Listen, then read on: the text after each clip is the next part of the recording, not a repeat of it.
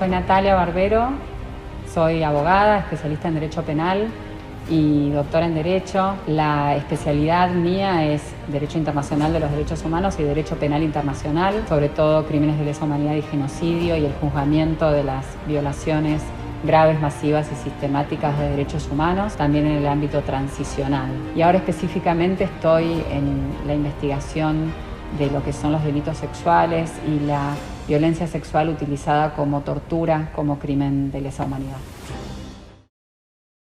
¿Cómo aplicamos los derechos humanos en un proceso penal, en derecho penal internacional? La relación entre derechos humanos y las diferentes áreas del derecho no es simple, están presentes en todas las áreas del derecho, pero no es simple, porque provienen de ámbitos distintos, tenemos fuentes de derecho distintas.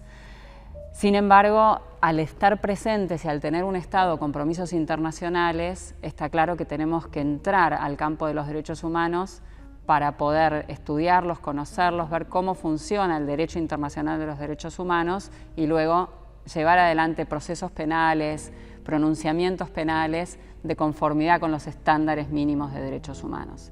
Entonces, la primera relación que se da quizás es desde el proceso penal, que en un proceso penal se apliquen las garantías, los derechos del acusado sean respetados, pero en el ámbito internacional esto es un poco más complejo. Ante violaciones de derechos humanos tenemos cierta normativa del derecho penal internacional que se impone y que ahí puede entrar en conflicto con un proceso penal a nivel local y su normativa local. Entonces, en un proceso penal en el ámbito interno, donde se estudia o trata como objeto de ese proceso una violación de derechos humanos, debemos atender al órgano internacional, a los organismos en general, pero sobre todo al órgano internacional que ha tratado determinada normativa para ver cómo aplicarla en el ámbito interno. En Derecho Penal Internacional, por ejemplo, está el tema de la imprescriptibilidad de ciertos crímenes. Una regla que nosotros no teníamos en el ámbito argentino a nivel normativo y, sin embargo, lo incorporamos desde el derecho internacional, con el fallo Pripke primero, luego con reconocimientos jurisprudenciales de la Corte Suprema posteriores en sentencias de fondo. A lo que voy es que, por ejemplo, la imprescriptibilidad ingresa desde el derecho internacional y luego se convierte en una disposición de la normativa interna. Esto pasa en otros ámbitos. La negativa a ciertas defensas, a la posibilidad de que un imputado, por ejemplo, oponga defensas que eran aceptadas en el ámbito local y desde el derecho internacional tenemos una prohibición al respecto. Por supuesto que no es la misma la situación de hoy que hace 80 años. El derecho internacional ha evolucionado mucho. Las violaciones de derechos humanos tienen hoy una normativa desde el derecho internacional que se impone en el ámbito local. Ahora, entrando a lo que es penal, hay que hacer una aclaración quizás, que es la diferencia entre las violaciones de derechos humanos y los crímenes internacionales o delitos internacionales. No toda violación de derechos humanos, por grave y sistemática que sea, constituye un crimen internacional. La mayoría de los crímenes internacionales, o todos, contienen violaciones de derechos humanos, pero no a la inversa. Entonces, aquí hay dos ámbitos que tenemos que distinguir. El derecho internacional de los derechos humanos presenta protección para las personas contra ciertas violaciones de derechos humanos y el responsable será el Estado. En cambio, en el ámbito penal, donde ingresamos al campo de responsabilidad penal individual, y no es el Estado el responsable, sino que es una persona, allí tenemos lo estricto del principio de legalidad, tenemos los tipos penales, sanciones penales, lo que es la pena, y por lo tanto el campo es mucho más reducido. Podemos tener varias violaciones de derechos humanos que no han llegado todavía a ser consideradas delitos en el ámbito penal, ¿no? Delitos internacionales. Por lo tanto, ahí hay una diferencia importante. Y dentro de lo que son las violaciones de derechos humanos, tenemos violaciones graves, sistemáticas, masivas, contra otras violaciones de derechos humanos que no tienen estas otras características y también tienen otro trato, tienen un trato distinto. Un ejemplo sería el delito de tortura, por ejemplo, dentro de los crímenes de lesa humanidad. El delito de tortura Está previsto en el ámbito internacional y es objeto de varias convenciones, está en declaraciones y convenciones históricamente aplicables, por supuesto todas ratificadas por Argentina y varias de ellas de jerarquía constitucional, pero también está en el ámbito penal, previsto como delito y con asignación de una pena. Ahora, son cosas distintas, siguen siendo cosas distintas. Un hecho de tortura puede ser objeto de un proceso contra el Estado argentino y también es un hecho que va a generar responsabilidad penal contra el individuo que comete esa conducta.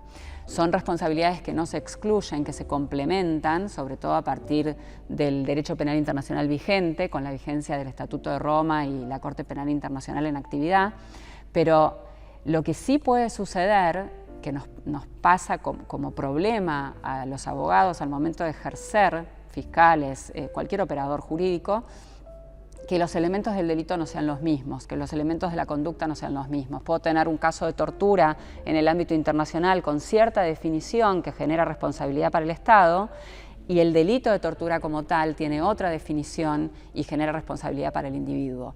El hecho puede ser el mismo, el presupuesto fáctico puede ser el mismo, pero la responsabilidad es distinta, los criterios de responsabilidad son distintos y parten desde una conducta que es materialmente distinta. Entonces, por ejemplo, la Convención contra la Tortura y otros tratos o penas crueles, inhumanos o degradantes tiene una definición de tortura que es completamente distinta a nuestra definición de tortura del Código Penal, del delito del 144 ter. Esta diferencia en la definición no significa que Argentina esté violando la convención que ha firmado, porque puntualmente Argentina respeta al ser más protectorio, al tener una definición más amplia incluso. En el caso de tortura, por ejemplo, no exige finalidad en la conducta. Pero sí lo que tenemos que hacer como Estado es respetar los estándares mínimos. Entonces lo que no podemos tener es una definición menor o más estrecha que ese estándar que desde el ámbito internacional nos imponen. Nos imponen en el sentido de que nosotros firmamos y ratificamos esa convención. Entonces, si la Convención contra la Tortura trae una definición, Argentina, al ser parte de esa convención, debe incluir en su legislación interna un delito que siga esa definición, al menos desde los estándares mínimos. Puede proteger más, pero no podría traer un delito de menor alcance. Esto sucede un poco con otros delitos como el trato inhumano o el trato degradante, que están previstos en el ámbito internacional desde la Convención, definidos, pero no están mayormente definidos. Entonces, esto generó un problema en los países de cómo adaptar la legislación interna para prever estos delitos. La tortura está claramente definida, pero no así el trato inhumano y el trato degradante. En el ámbito interno argentino tenemos varias conductas, severidades, vejaciones, apremios ilegales y tortura, son 4 conductas básicamente, que se dan en un ámbito de privación de libertad y no tenemos una definición clara. Esto es un problema cuando exigimos el cumplimiento del principio de legalidad en el ámbito interno. Entonces, en una imputación penal y eventual condena, tenemos un tipo penal que no es demasiado preciso en su definición. Los tipos penales no definen, se definen por jurisprudencia sus contenidos, pero tenemos imprecisiones técnicas que la Convención no repara, no nos viene a ayudar la Convención desde el ámbito internacional. Cada delito es distinto y esto ocurre con otros delitos, como les digo, de manera distinta. Entonces, por ejemplo, la desaparición forzada sí tiene una coincidencia entre lo que se da en la Convención Internacional y en comparación con lo que tenemos en el Código Penal. En la trata de personas tenemos una definición en el ámbito internacional que seguimos en el ámbito local, pero luego por una reforma le quitamos un elemento. Lo que les quiero mostrar es que hay una diferencia entre el ámbito internacional y el ámbito local, pero nunca el ámbito local puede desatender el ámbito internacional. O sea, los compromisos asumidos por Argentina la tornan responsable. Entonces, si Argentina no adapta su legislación interna para incorporar las figuras de las convenciones de derechos humanos para cumplir con ellas, puede darse una responsabilidad internacional. Si Argentina no investiga debidamente ciertas violaciones de derechos humanos que vienen de las convenciones que firma, puede darse responsabilidad internacional. ¿Cómo se juzgaron en Argentina las violaciones de derechos humanos cometidas durante la última dictadura cívico-militar? Fue un proceso muy largo, fue un proceso que es bastante conocido en algunos aspectos. Empieza con una ley de autoamnistía sancionada, entre comillas, antes del retiro de la Junta Militar y luego, por supuesto, sin efecto. Y comienza con aquellos 2 decretos de la nueva presidencia, Recuperar la Democracia, que buscan dar satisfacción a los 2 derechos principales de las víctimas, que son la verdad y la justicia, al cual se va a sumar la reparación. Pero los 2 primeros decretos, una vez recuperada la democracia, tienen que ver con la formación de la CONADEP, la Comisión Nacional de Desaparición de Personas, que va a provocar el informe quizás más importante de nuestra historia y que fue seguido por otros países en Latinoamérica, que es el informe Nunca Más. Y luego la decisión de someter a juicio a los comandantes de las juntas militares. Estos 2 pasos históricos, que son los 2 decretos post-dictadura, abrieron la posibilidad de juzgamiento, básicamente, y ambos abrieron la posibilidad de juzgamiento, porque el trabajo de la CONADEP fue clave para lo que vino en el proceso, a mi entender. El proceso que todos conocemos como el juicio a las juntas termina con una sentencia que declara la culpabilidad y estudia bastante a fondo los hechos cometidos durante esta dictadura, por supuesto desde el punto de vista penal. Entonces, aquellas violaciones de derechos humanos fueron encuadradas en las conductas que en ese momento, en la ley vigente al momento de los hechos, cumplían con los requisitos penales. Se respetó en absoluto el principio de legalidad en el tiempo, en la precisión de los delitos. Esto es un hecho histórico. ¿Por qué? Porque hasta ese momento en el mundo no habían existido juicios de este tipo, ni de justicia transicional, ni por tribunales de ocupación, ni por tribunales internacionales, con total respeto al principio de legalidad. Ahora bien, todos conocemos cómo siguió la historia, que tras esa sentencia, en este juicio a las juntas, ocurrieron distintos actos como fueron las leyes del perdón, la ley de obediencia debida y punto final, y luego los indultos, que de algún modo pusieron una traba, un obstáculo para avanzar en el juzgamiento de aquellas violaciones de derechos humanos. Esas trabas permanecieron mucho tiempo hasta que creo yo que un hecho histórico fue el fallo Barrios Altos con Perú de la Corte Interamericana, pero también fue por decisiones posteriores de Argentina en particular, en el ámbito interno, basándose en este precedente de la Corte Interamericana. Finalmente se declaran inadmisibles las disposiciones de prescripción, las disposiciones de amnistía y toda eximente de responsabilidad penal en situaciones de violaciones graves de derechos humanos, tales como las desapariciones forzadas, las torturas, las ejecuciones extrajudiciales y otras. Este precedente de la Corte Interamericana hace que ya no fuera posible mirar para un costado y su cumplimiento fue tomado por Argentina como obligatorio. Insisto en que no fue fácil este proceso porque no fuimos acompañados por el resto de los países. Fue Argentina la que decidió dar el paso de remover los obstáculos jurídicos para proceder a juzgar todo lo que había quedado sin juzgar. Es importante la Comisión de Derechos Humanos, la Comisión Interamericana de Derechos Humanos, cuando hace su visita en 1979 a la ESMA, sí, es muy importante, porque a partir de denuncias que ya se daban en el ámbito internacional, en plena dictadura cívico-militar, el interés por lo que estaba pasando en Argentina crece, la Comisión hace una visita in loco, viene a Argentina, incluso ingresa a la ESMA con las modificaciones que se hicieron y que se pueden ver en el museo sitio Memoria ESMA actualmente, que se puede visitar.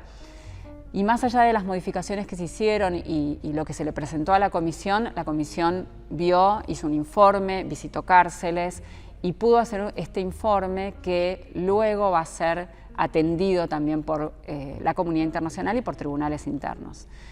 Entre lo que estaba pasando en el ámbito internacional de un avance de los derechos humanos, nuestra reforma constitucional del 94, nuestra posición frente a Barrios Altos con Perú, al fallo de la Corte Interamericana, ya estaba todo dado para empezar a cumplir no solo ese informe de la Comisión, sino algún otro, empezar a cumplir con las disposiciones que nos venían desde el ámbito internacional, que básicamente decían que había que investigar.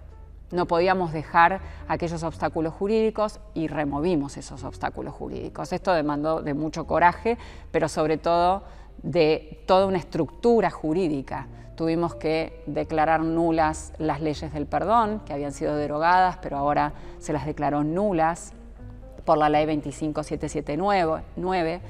Hubo que luego decretar la inconstitucionalidad de los indultos y volver a juzgar o volver a empezar en esos procesos judiciales a investigar. El camino fue el derecho a la verdad y el derecho a la justicia, principalmente de las víctimas de las violaciones de derechos humanos que encuadraban en crímenes. Tuvimos un obstáculo importante que remover, que fue el de la imprescriptibilidad, es decir, el obstáculo era la prescripción, pero nosotros tuvimos que traer desde el ámbito internacional la regla de la imprescriptibilidad. Ya teníamos vigente la Convención sobre la imprescriptibilidad de los crímenes de lesa humanidad y de guerra, por lo tanto podíamos aplicarla. La Convención era anterior, entra en vigor en el 70, sin embargo nosotros la ratificamos con posterioridad. Entonces teníamos un obstáculo jurídico ahí, otro más, para poder aplicarlo. Pripke ya había removido ese obstáculo y había dicho que la regla regía de todos modos, pero era una sentencia de extradición, no era lo mismo que nuestros hechos. Entonces, finalmente, en una sentencia de fondo, que es Arancibia-Clavel, ahí sí Argentina toma la postura de aceptar la regla de la imprescriptibilidad de este tipo de crímenes.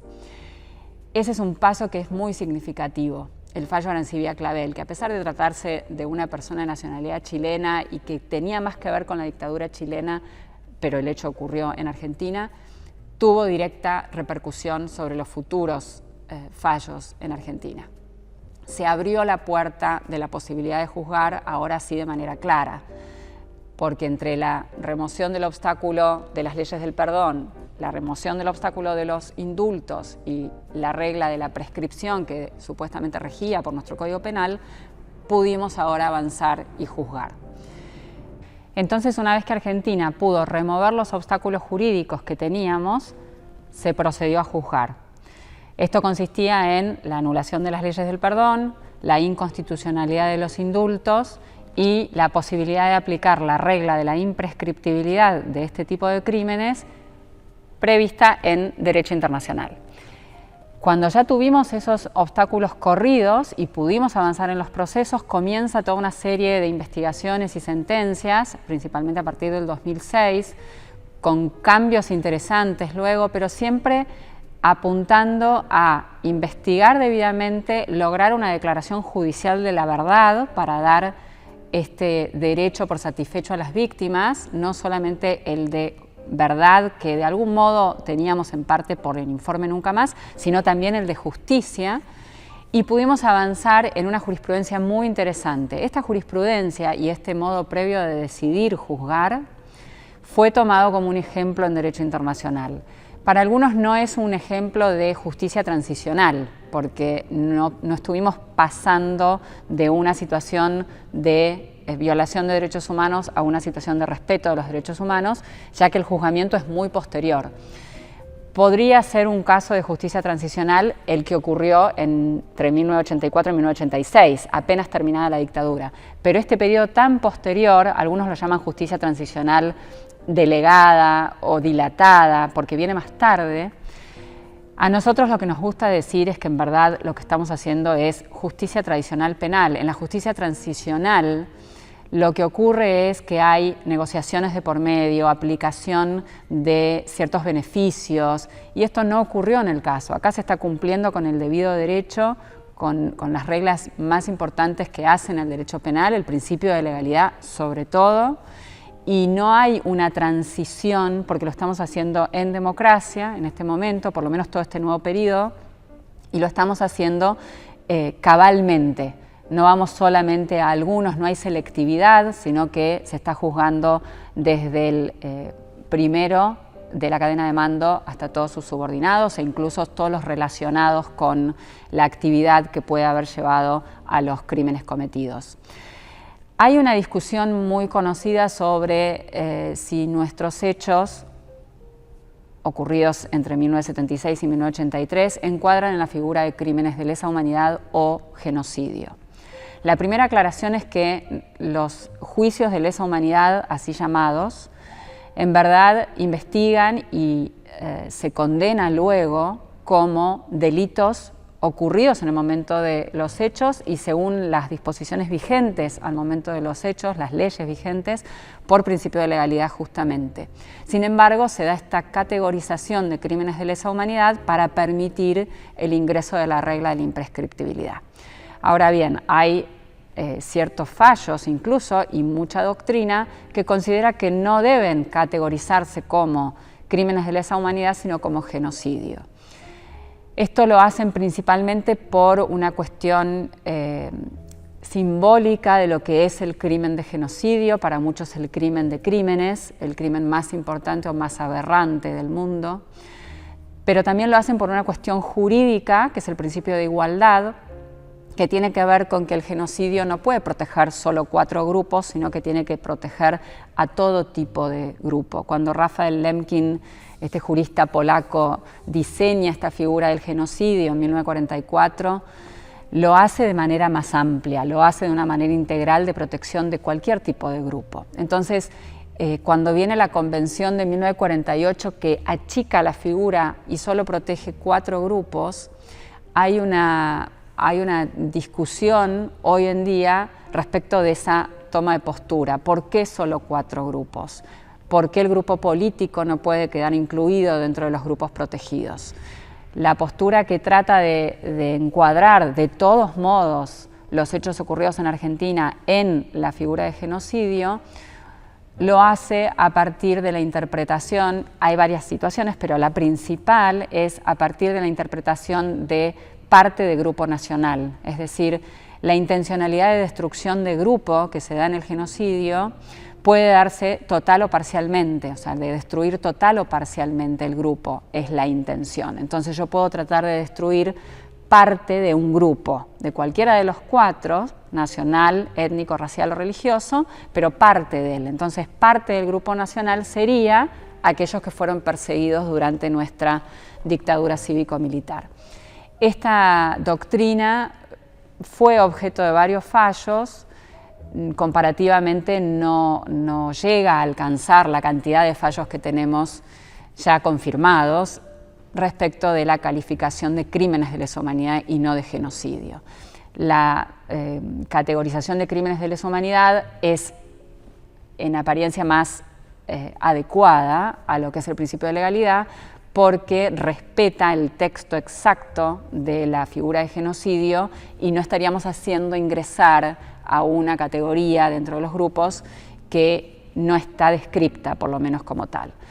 Entonces, de ese modo, se está juzgando por crímenes de lesa humanidad, como categoría, por lo menos, por crímenes de lesa humanidad. Esto cambia o puede llegar a cambiar en el futuro a partir de la ley 26.200 que implementa el Estatuto de Roma. La ley 26.200 es el segundo paso que le faltaba a Argentina después de ratificar el Estatuto de Roma que crea la Corte Penal Internacional.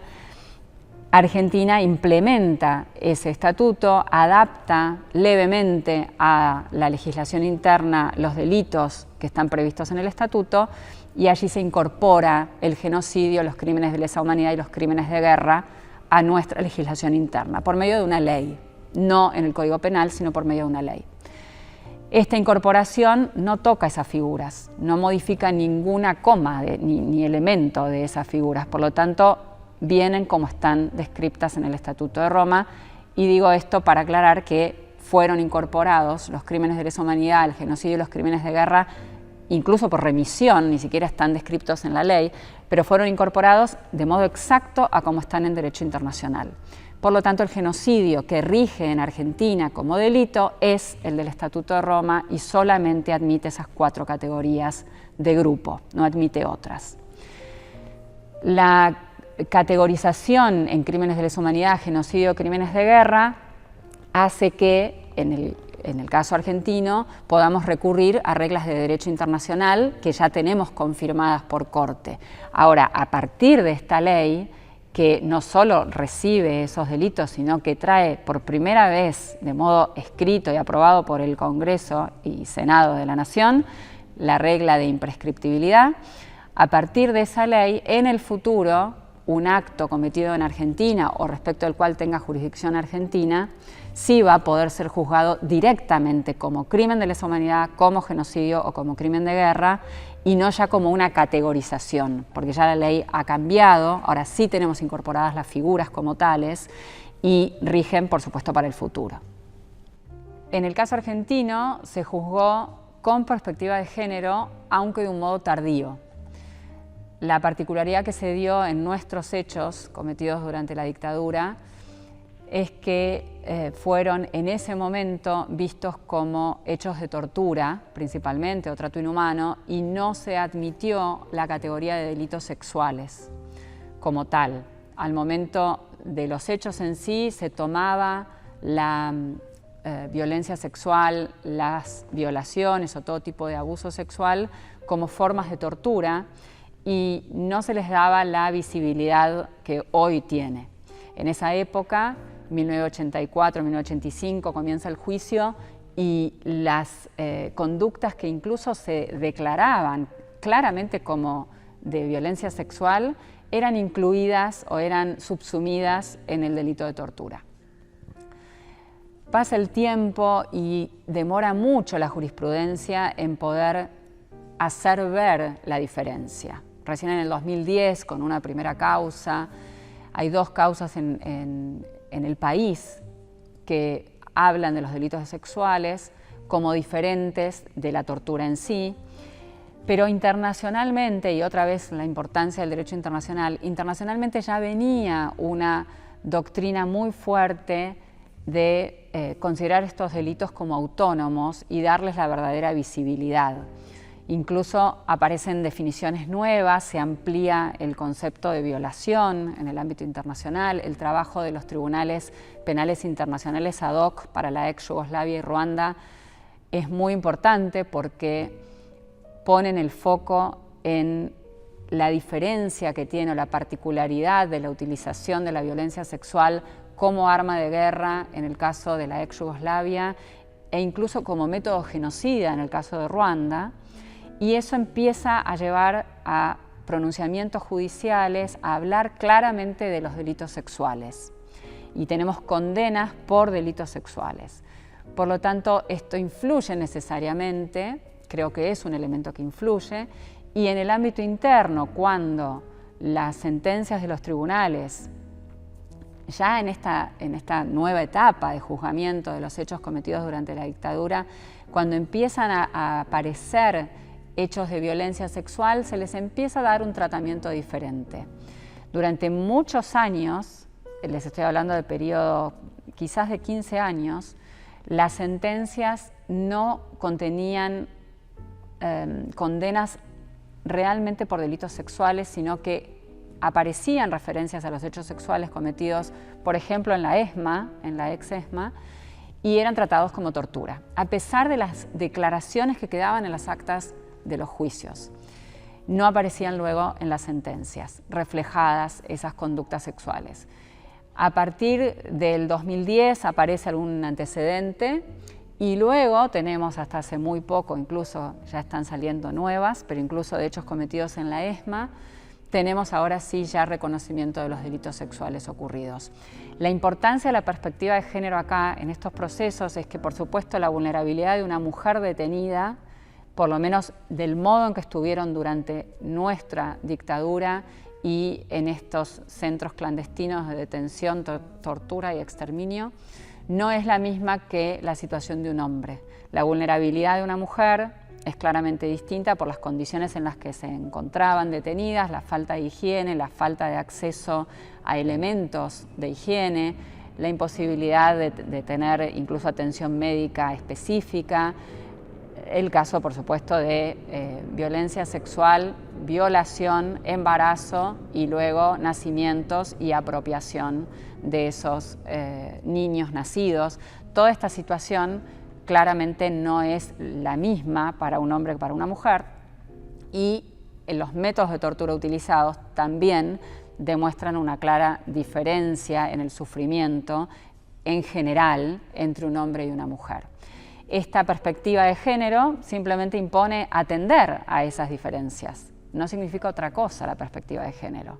Atender a esas diferencias y juzgar en consecuencia. Entonces, el juzgamiento de estos hechos como torturas, o incluirlo en la figura de tortura sin visibilizar la violencia sexual que había detrás, que había una diferencia detrás que estaba siendo desatendida, esta situación hace que Argentina quedara un poco fuera del ámbito internacional, porque internacionalmente ya se estaban reconociendo los delitos sexuales. En cambio, a nivel interno los incluíamos en tortura.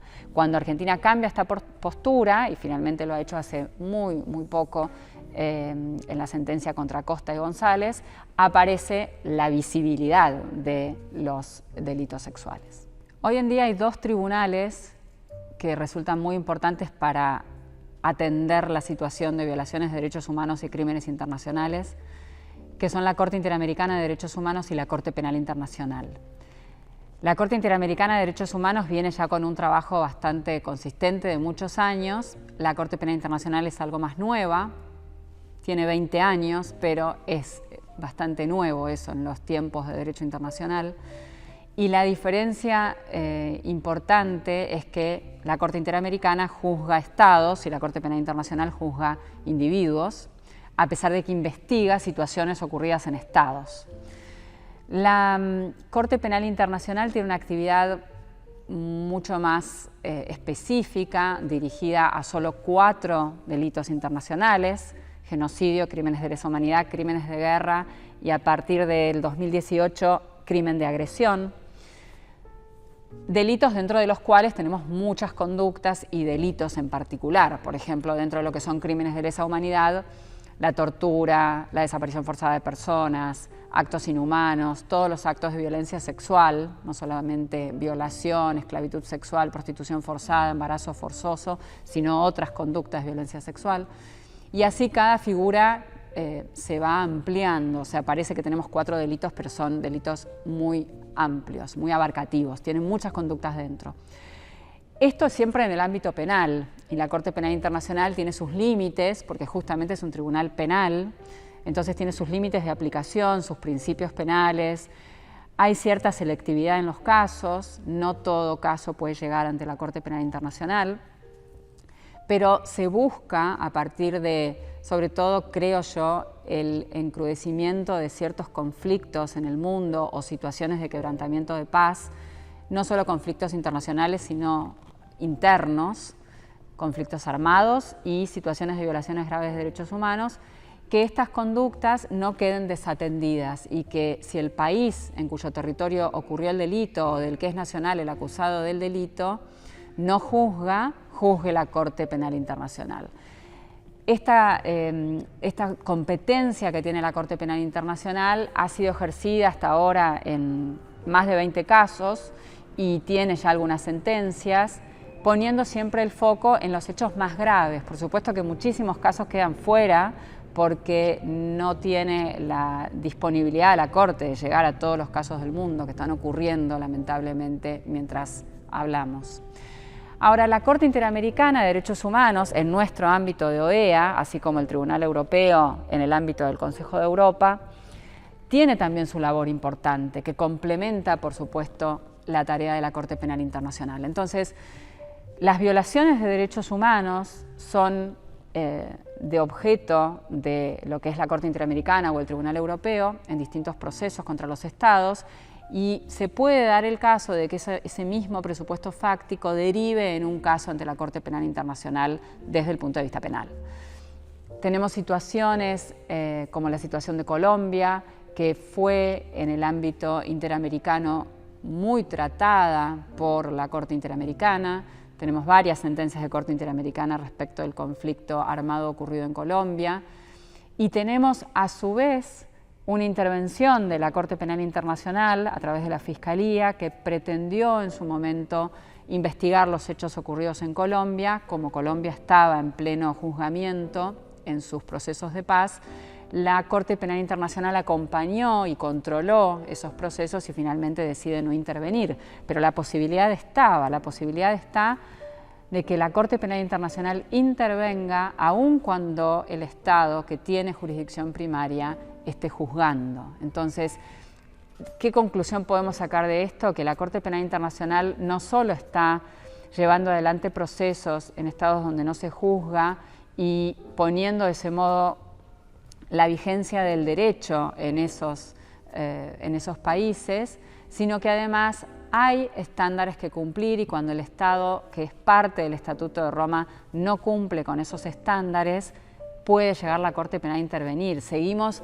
en esta postura de que los estándares de derecho internacional rigen en el ámbito interno, pero ahora, desde la existencia de la Corte Penal Internacional, no es solamente en el ámbito internacional de los derechos humanos, sino en el ámbito penal también.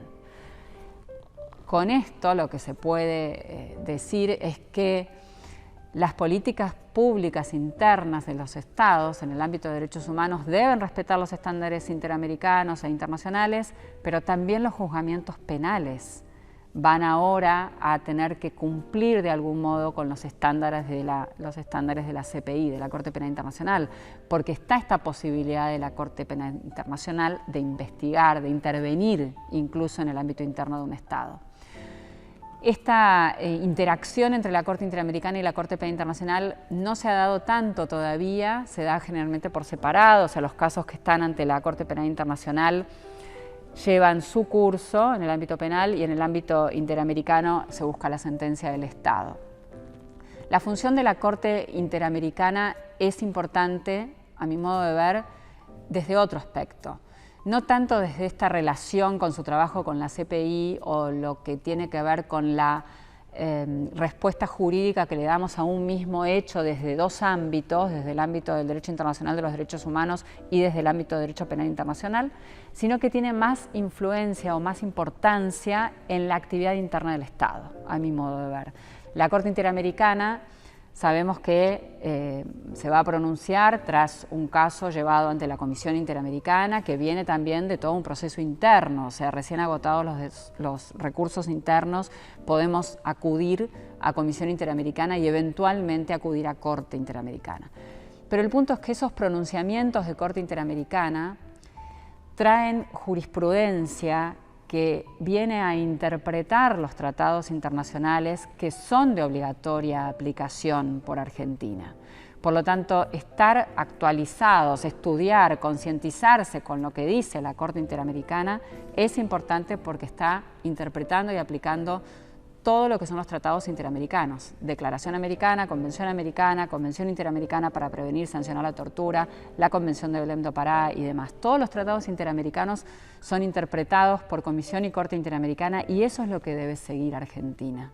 Porque al haber aceptado ser miembro de la OEA, ser parte del sistema, haber ratificado todos estos convenios y además algunos de ellos de jerarquía constitucional, tenemos que someternos de algún modo o por lo menos obligatoriamente a hacer control de convencionalidad y ver qué dice la Corte Interamericana respecto de esos tratados. No podemos aplicar como Estado esos tratados sin pasar por ese control de convencionalidad que debemos hacer. También lo tiene dicho ya la Corte Interamericana, que lo debemos hacer, el control de convencionalidad. Entonces hay ciertos fallos de Corte Interamericana que son determinantes para nuestra jurisprudencia. Ya no podemos hacer oídos sordos, necesitamos seguir esa jurisprudencia de Corte Interamericana. En ciertos puntos, ya hay muchos puntos resueltos, jurisprudenciales, falta mucho todavía, pero lo que ha dicho hasta ahora la Corte Interamericana debe ser seguido por nuestro país. En el ámbito universal la situación es distinta, porque en el ámbito universal los tratados de derechos humanos tienen órganos de control que no emiten resoluciones vinculantes, sino meras recomendaciones, a diferencia de la Corte Interamericana, que emite sentencias que son de obligatorio cumplimiento porque así lo hemos aceptado al ratificar la Convención Americana. En cambio, los comités de la ONU, que hacen sus informes y que tenemos varios como Estado respecto de distintos temas, sobre todo el Comité de Derechos Humanos, el Comité de la CEDAW, el Comité de los Derechos del Niño.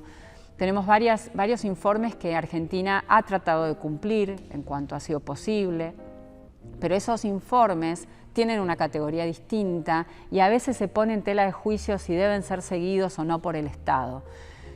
Considero que al ser miembros de la ONU, al haber aceptado estos tratados, al haber ratificado estos tratados y haber aceptado la competencia de los comités que controlan dichos tratados, por principio de buena fe, que viene de aquella vieja Convención de Viena del Derecho de los Tratados, tenemos que cumplirlos. Entonces, no solo es cumplir el tratado, sino es cumplir los informes que los comités hacen de dichos tratados. En el ámbito interamericano nos suena un poco más simple o más automáticamente ejecutable, digamos, como que somos notificados de una sentencia de Corte Interamericana y Argentina la debería cumplir. Eso lo tenemos claro y lo hemos intentado mucho tiempo, con algunas excepciones que todavía quedan sin cumplir. Pero en el ámbito universal esto parece como que pierde fuerza, porque los informes de comités muchas veces son considerados no vinculantes o de obligatorio cumplimiento discutido y por lo tanto el Estado puede quizás apartarse. Considero que esto debería abandonarse y algunos actos del Estado argentino han demostrado que sigue este posicionamiento frente a la comunidad internacional de cumplir, de tratar de cumplir todo en cuanto esté a nuestro alcance. En mi experiencia, creo que el compromiso con los derechos humanos está en todos. No puedo decir que una persona tenga mayor responsabilidad o menor responsabilidad en el día a día. Por supuesto que desde ciertos cargos o desde ciertas posiciones hay una adición. El juez tiene que dar debida diligencia reforzada, nuestros representantes, nuestros comunicadores sociales, hay diferentes ámbitos en que se debe hacer un esfuerzo mayor, pero en nuestro día a día todos estamos en este compromiso respecto de los derechos humanos. Como docente, que es, si me tengo que definir, quizás lo que más me gusta hacer, como docente creo que la concientización de los derechos humanos es el inicio de todo, la educación en derechos humanos es el inicio de todo, pero no queda solamente en nuestros alumnos de universidad o de posgrado. Jueces, fiscales, funcionarios públicos, defensores, abogados, auxiliares, asistentes, todos los que trabajamos en el servicio de justicia, creo que tenemos que tener compromiso con los derechos humanos. Desde la educación, desde lo que llamamos formación luego, que cambia de rubro o de categoría y pasa a ser de educación en cierto ámbito a formación. Todos tenemos que seguir formándonos. Yo no dejo de formarme, no dejo de estudiar día a día y de actualizarme, más allá de un fanatismo que puedo tener en ciertas temáticas, pero creo que todos tenemos que seguir actualizándonos. Y de hecho lo impone, si lo vemos, la misma Constitución. Cuando la Constitución dice que los tratados de jerarquía constitucional deben aplicarse en las condiciones de su vigencia, haciendo referencia a, según la posición mayoritaria, estas continuas interpretaciones que se hacen de esos tratados por Corte Interamericana o por cualquier organismo de control, tiene que ver con eso. No me puedo quedar con lo que ha dicho un tratado, con lo que dice una ley, con lo que aplico todos los días. Todos tenemos que estar en continua formación. No puedo evitar pensar esa parte como lo más importante. Luego lo aplico, luego le doy perspectiva de género a los fallos, luego hago un planteo como defensor pidiendo un enfoque de derechos humanos, pero no puedo dejar de pensar en la parte de formación, porque ahí está la verdadera formación de la persona, formación de lo que va a hacer, de sus herramientas para poder manejarse en un proceso penal, en una ejecución de una sentencia, en el momento procesal que le toque. Pero la formación en derechos humanos es clave, y formación correcta, formación bien informada y profunda y actualizada, una formación de vida en derechos humanos, una especie de debida diligencia reforzada en formación, digamos. Luego, desde el punto de vista más práctico, el respeto de los derechos humanos tiene hoy ya una llegada muy diferente a la que tenía antes. Hoy podemos acudir a comités, a Comisión Interamericana, darle intervención al derecho internacional en el ámbito interno como no hacíamos antes. Hoy hay mucha concientización también de la población en eso. Saben que tienen ciertos derechos. Y ese es otro punto importante, hacerle saber a la población que tiene derechos. Nos pasa mucho en el ámbito de los procesos penales que las personas no saben que son víctimas. O sea, concientizar de la victimización que sufren. Todos somos de algún modo víctimas de violaciones de derechos humanos y darle atención a eso para tener un acceso a la justicia debido me parece importante. Entonces, como principal mensaje, digamos, yo no puedo dejar de atender como principal el punto de la formación, de la educación y de la formación y el estudio en lo que es derechos humanos. Creo que es la base para luego aplicarlo.